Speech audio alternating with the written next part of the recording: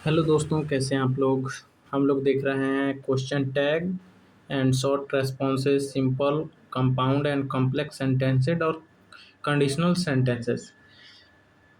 हम लोगों ने पिछले वीडियो में डायरेक्ट एंड इनडायरेक्ट स्पीच देखा था। और अगर आपने मेरा पिछला वीडियो नहीं देखा है तो ज़रूर जाकर देखिए। और हमने टेंस और कंकॉर्ड पे, प्रीपोजिशन पे, आर्टिकल पे और direct indirect speech, active passive, सब पे वीडियो बना रखा है। जाकर प्लेलिस्ट ज़रूर चेक कीजिएगा। तो चलिए स्टार्ट करते हैं। सबसे पहले हम लोग देखेंगे question tag and short responses. ठीक है, तो चलिए स्टार्ट करते हैं। Question tag and short responses. तो क्वेश्चन टैग का मतलब क्या होता है? तो question tag is a short question added to the end of a statement to confirm information, seek agreement और ask for a response. Question tag किसी sentence के अंत में लगाए जाने वाला छोटा सा क्वेश्चन होता है जिसका प्रयोग किसी बात की पुष्टि करने, सहमति प्राप्त करने या रेस्पॉन्स जानने के लिए किया जाता है। जैसे are you lawyer aren't you, क्या आप वकील हैं, है ना। तो यहाँ आरंट यू क्वेश्चन टैग है। ठीक है। Basic rule of question tag. तो बेसिक रूल क्या है? तो पॉजिटिव स्टेटमेंट, ठीक है, फिर निगेटिव स्टेटमेंट। तो पॉजिटिव स्टेटमेंट अगर होगा तो लास्ट में निगेटिव टैग होगा, और निगेटिव स्टेटमेंट होगा तो लास्ट में पॉजिटिव टैग होगा। ठीक है। अर्थात अगर पॉजिटिव स्टेटमेंट के बाद निगेटिव टैग लगाया जाता है और निगेटिव स्टेटमेंट के बाद पॉजिटिव टैग लगाया जाता है, ठीक है, यही दो प्रकार के होते हैं। एग्जाम्पल यहाँ पे देख सकते हैं, are you ready, you are ready, aren't you, क्या आप तैयार हैं, है ना। तो ये हो गया पॉजिटिव। अब पॉजिटिव के साथ लास्ट में क्वेश्चन टैग निगेटिव में लगेगा। अगर निगेटिव है, यहाँ पे निगेटिव है, तो ये पॉजिटिव में लगेगा। तो are you not ready, are you, ठीक है, आप तैयार नहीं हैं, है क्या। तो ऐसे होगा। ठीक है। Auxiliary verb in question tag. The auxiliary or helping verb used in the statement is generally repeated in question tag. Statement में प्रयुक्त एक्जुलरी और हेल्पिंग वर्ब को सामान्यतः क्वेश्चन टैग में दोहराया जाता है। ठीक है।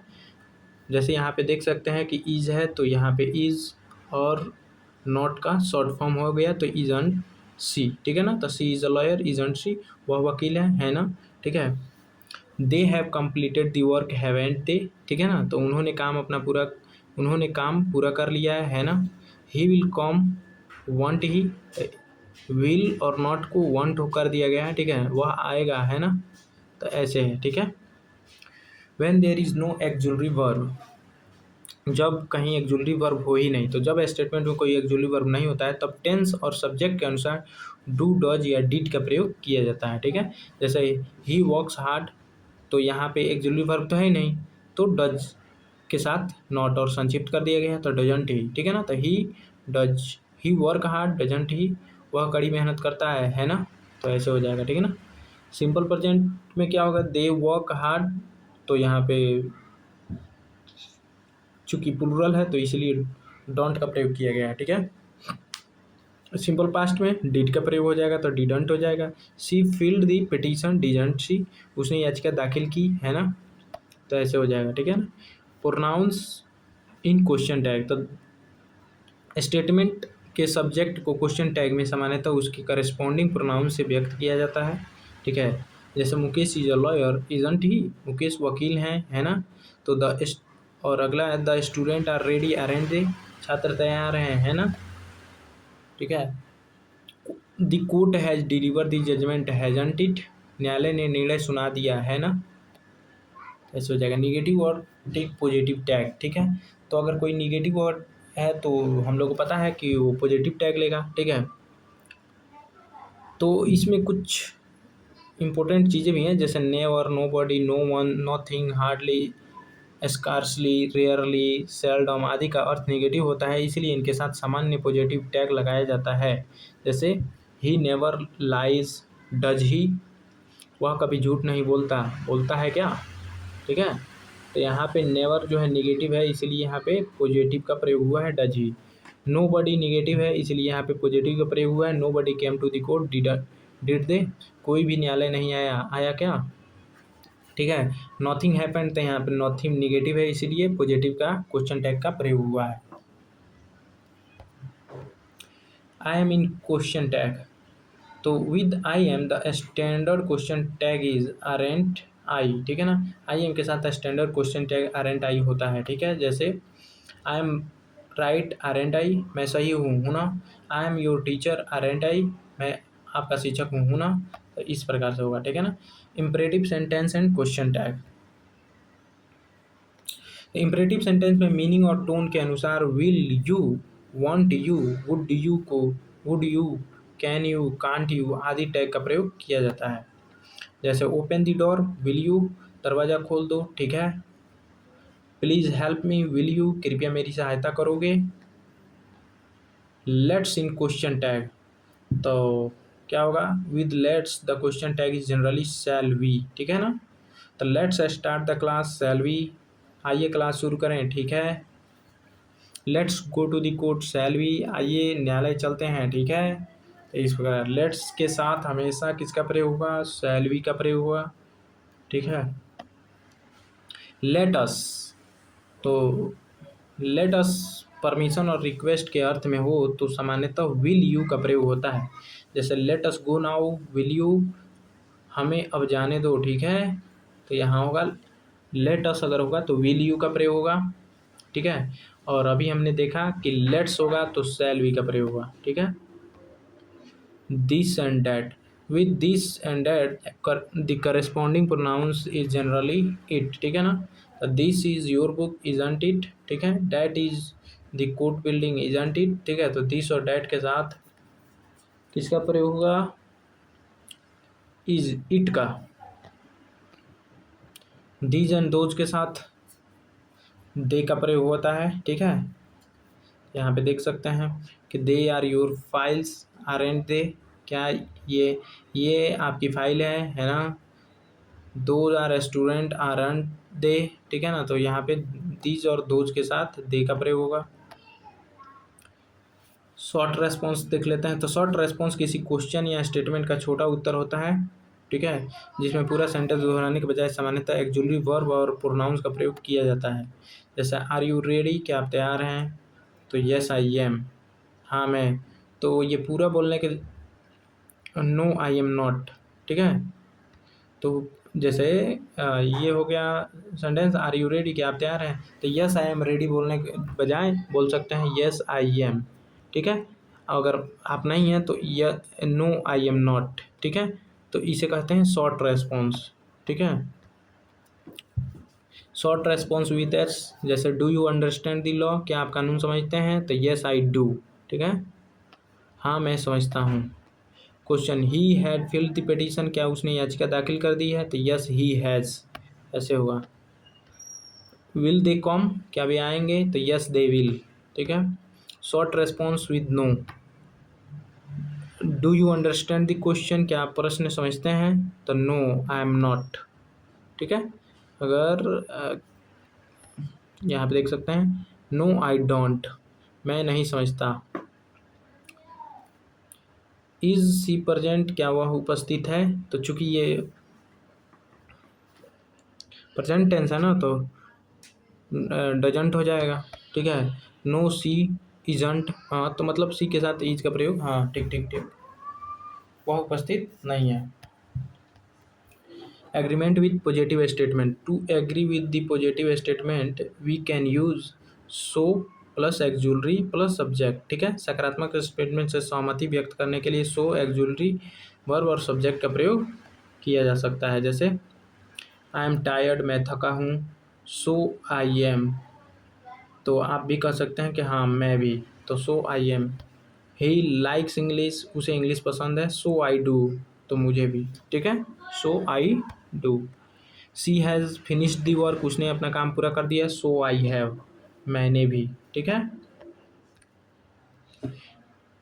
एग्रीमेंट विद नेगेटिव सेंटेंस, तो to agree with negative statement, agreement with negative statement, to agree with negative statement, we use neither nor और एक्जुलरी और सब्जेक्ट, ठीक है। जैसे आई डोंट लाइक डिसऑनेस्टी, मुझे बेईमानी पसंद नहीं है, तो नाइदर डू आई, मुझे भी नहीं, ठीक है ना। ही इजंट रेडी, वह तैयार नहीं है, तो नाइदर आई एम, मैं भी नहीं हूँ, ठीक है। अब आ जाइए दूसरा उसमें का part, simple compound and complex sentences के बारे में देख लेते हैं। तो मीनिंग ऑफ सेंटेंस स्ट्रक्चर, तो sentence can be classified according to the number and relationship of clauses they contain. Clauses की संख्या और उनके बीच के रिलेशनशिप के आधार पर सेंटेंस को विभिन्न प्रकारों में बांटा जा सकता है, सिंपल सेंटेंस, कंपाउंड सेंटेंस और कॉम्प्लेक्स सेंटेंस, ठीक है। क्लॉज क्या है, तो clause is a group of words containing subject and a predicate. Clause शब्दों का ऐसा समूह है जिसमें सामान्यतः सब्जेक्ट और प्रिडिकेट होते हैं। जैसे यहाँ पे देख सकते हैं कि the lawyer argue the case, तो यहाँ पे सब्जेक्ट क्या हो जाएगा, द लॉयर, ठीक है, और प्रिडिक्ट क्या हो जाएगा, आर्ग्यू द केस, ठीक है। अब सिंपल सेंटेंस, तो a simple sentence contain one independent clause and expresses a complete thought. Simple sentence में एक ही इंडिपेंडेंट क्लॉज होता है और वह एक कंप्लीट थॉट जो है विचार व्यक्त करता है। जैसे the lawyer argue the case, वकील ने मामले में बहस की। द स्टूडेंट स्टडीड इंग्लिश, छात्रों ने इंग्लिश पढ़ी। द जज डिलीवर्ड द जजमेंट, न्यायाधीश ने निर्णय सुनाया।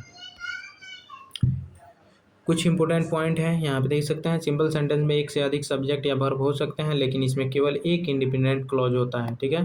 जैसे Ram and Shyam went to court, Ram और श्याम न्यायालय गए। यहाँ सिंपल सेंटेंस है क्योंकि इसमें एक ही क्लॉज है। Compound sentence, a compound sentence consist of two or more independent clause joined by a coordinating conjunction, ठीक है ना। कंपाउंड सेंटेंस में दो या दो से अधिक इंडिपेंडेंट क्लॉज होते हैं जिनमें सामान्यतः कोऑर्डिनेटिंग कंजंक्शन से जोड़ा जाता है। Common coordinating conjunction are for, and, nor, but or yet, so, ठीक है। इन्हें याद करने के लिए फैन बॉयज शब्द का प्रयोग कर सकते हैं आप लोग, ठीक है ना। एफ से फॉर, ए से एंड, एन से नॉर, बी से बट, और से और, वाई से येट और एस से सो, ठीक है ना। Fan boys. यहाँ पे एग्जाम्पल कुछ है। Lawyer argue the case and the जजेज लिसन केयरफुली, वकील ने मामले में बहस की और न्यायाधीश ने ध्यानपूर्वक सुना। यहाँ क्लॉज वन है, lawyer argue the case. Clause two है, जजेज लिसन केयरफुली। दोनों इंडिपेंडेंट क्लॉज हैं और एंड से जुड़े हैं, ठीक है। अब यहाँ पे कुछ देख सकते हैं कि मीनिंग क्या है, ये सब तो कोई दिक्कत नहीं है। एग्जाम्पल आप लोग देख लीजिएगा, ठीक है। कुछ एग्जाम्पल यहाँ पे दिए गए हैं।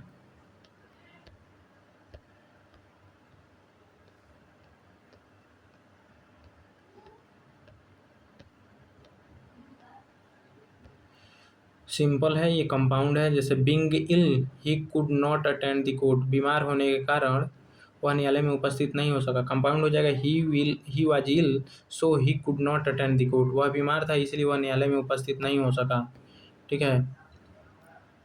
अब कंपाउंड टू कॉम्प्लेक्स थोड़ा देख लीजिए। He was ill so he could not attend the court, वह बीमार था इसलिए वह न्यायालय में उपस्थित नहीं हो सका। कॉम्प्लेक्स में क्या हो जाएगा, because he was ill he could not attend the court, क्योंकि वह बीमार था इसलिए वह न्यायालय में उपस्थित नहीं हो सका, ठीक है।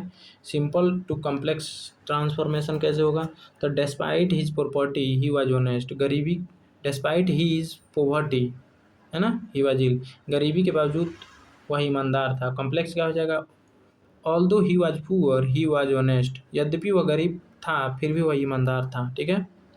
और कंपाउंड टू सिंपल कैसे होगा, तो कंपाउंड हो जाएगा he worked hard and he succeed, उसने कड़ी मेहनत की और वह सफल हुआ। सिंपल क्या हो जाएगा, by working hard he succeeded, वह कड़ी मेहनत करके वह सफल हुआ, ठीक है। अब आइए कंडीशनल सेंटेंस देख लेते हैं। Meaning of conditional sentence, conditional sentence expresses a condition and it's possible और एक्चुअल रिजल्ट। कंडीशनल सेंटेंस वह सेंटेंस है जिसमें किसी कंडीशन और उसके पॉसिबल या एक्चुअल रिजल्ट को व्यक्त किया जाता है। इसमें क्या होता है, इफ फिर कंडीशन फिर रिजल्ट, ठीक है। जैसे if you work hard you will succeed, यदि आप मेहनत करोगे तो आप सफल होंगे, ठीक है ना। तो कंडीशन इसमें क्या है, कि आप यदि हार्ड वर्क करेंगे, ठीक है, और रिजल्ट क्या है, तो आप सफल होंगे, ठीक है। अब इसके कितने पार्ट हैं, तो 2 पार्ट्स जनरली होते हैं, इफ और क्लॉज या कंडीशनल क्लॉज, मेन क्लॉज या रिजल्ट क्लॉज, ठीक है। यहाँ पे एग्जाम्पल देख सकते हैं, if you study hard you will pass the examination, यदि आप अच्छी तरह पढ़ेंगे तो आप परीक्षा में उत्तीर्ण होंगे। तो इसमें कंडीशन क्या है कि इफ़ यू स्टडी हार्ड, यदि आप अच्छी तरह पढ़ेंगे, और रिजल्ट क्या है, you will pass the examination, ठीक है। तो वो रिजल्ट है। जीरो कंडीशन क्या होता है, तो जीरो कंडीशनल का प्रयोग general truth, scientific fact, habits, rule और सिचुएशन के लिए की होता है, जो सामान्यतः या हमेशा ट्रू होते हैं। जैसे यहाँ पे देख सकते हैं, इसका स्ट्रक्चर है इफ और सिंपल प्रेजेंट, ठीक है। यहाँ पे इफ़ यू एग्जांपल देख सकते हैं, if you heat water to 100 degree Celsius it boils, यदि आप पानी को 100 डिग्री ताप पर गर्म करते हैं तो वह उबलता है, ठीक है। कुछ और भी एग्जांपल यहाँ देख सकते हैं, ठीक है। यहाँ कंडीशन दिया गया है कि फर्स्ट कंडीशन का प्रयोग फ्यूचर में होने वाली ऐसी सिचुएशन के लिए होता है जो रियल या पॉसिबल है, जैसे इफ़ और सिंपल प्रेजेंट, विल और वर्ब वन का प्रयोग। जैसे if you work hard you will pass the examination, यदि आप मेहनत करेंगे तो आप परीक्षा में उत्तीर्ण होंगे, ठीक। If the lawyer files the petition today the court will consider it, यदि वकील आज याचिका दाखिल करता है तो न्यायालय उस पर विचार करेगा। दूसरा कंडीशन क्या है, सेकंड कंडीशन का प्रयोग प्रेजेंट या फ्यूचर की हाइपोथेटिकल, इमेजिनरी या अनलाइकली सिचुएशन के लिए किया जाता है। जैसे यहाँ पे देख सकते हैं, इसका स्ट्रक्चर है इफ़, सिंपल पास्ट, वुड और वर्ब वन। इफ़ आई वर अ जज I would follow the constitution, यदि मैं न्यायाधीश होता तो मैं संविधान का पालन करता, ठीक है। कुछ इंपॉर्टेंट रूल है, फॉर्मल और स्टैंडर्ड कंडीशनल स्ट्रक्चर में हाइपोथेटिकल सिचुएशन के साथ आई, ही, सी, इट के बाद वर का प्रयोग किया जाता है, ठीक है। जैसे इफ़ ही वर द जज he would decide the matter Fairlie, यदि वह न्यायाधीश होता तो वह मामले का निष्पक्ष निर्णय करता, ठीक है ना। थर्ड कंडीशन क्या है, थर्ड कंडीशन का प्रयोग पास्ट की अनरियल या इम्पॉसिबल सिचुएशन के लिए होता है जो वास्तव में नहीं हुई। इसका प्रयोग अक्सर रिग्रेट, पास्ट, हाइपोथेटिकल रिजल्ट व्यक्त करने के लिए किया जाता है। जैसे यहाँ पे इसका स्ट्रक्चर है if, past perfect, would have और वर्ब थ्री, ठीक है। जैसे if he had studied hard he would have pass the examination, यदि उसने अच्छी तरह पढ़ाई की होती तो वह परीक्षा में उत्तीर्ण हो जाता, ठीक है। अब मिक्स्ड कंडीशनल क्या है, तो मिक्स्ड कंडीशनल में अलग अलग टाइम रेफरेंस को कंबाइन किया जाता है, जैसे पास्ट कंडीशन और प्रेजेंट रिजल्ट, या प्रेजेंट कंडीशन और पास्ट रिजल्ट, ठीक है। जैसे if he had studies law he would be a lawyer now, यदि उसने कानून की पढ़ाई की होती तो वह आज वकील होता, ठीक है। तो यहाँ पास्ट कंडीशन क्या है, ही हैड स्टडीड, और प्रेजेंट क्या है, he would be a lawyer now, ठीक है। अनलेस, अनलेस मीन्स इफ़ और बीच में कोई सेंटेंस आएगा फिर नॉट लगेगा, ठीक है। अगर अनलेस का अर्थ सामान्यतः इफ़ होता है, बीच में कोई सेंटेंस होता है और नॉट होता है, इफ़ नॉट, ठीक है ना। जैसे unless you work hard you will not succeed, यदि आप मेहनत नहीं करेंगे तो आप सफल नहीं होंगे। किसके इक्विवेलेंट है, if you do not work hard you will not succeed, ठीक है। यदि आप मेहनत नहीं करेंगे तो आप सफल नहीं होंगे, ठीक है। चलिए कुछ अनलेस के साथ देख लेते हैं। जब अनलेस स्वयं नेगेटिव कंडीशन का अर्थ दे रहा हो तो उसके बाद सामान्यतः दूसरा नॉट नहीं लगाया जाता है। जैसे unless you work hard you will fail, यदि आप मेहनत नहीं करेंगे तो आप असफल होंगे, और ऐसे नहीं लिखा जा सकता है अनलेस यू डू नॉट, ठीक है ना। तो अनलेस के बाद नॉट का प्रयोग नहीं किया जा सकता है, ठीक। अगला है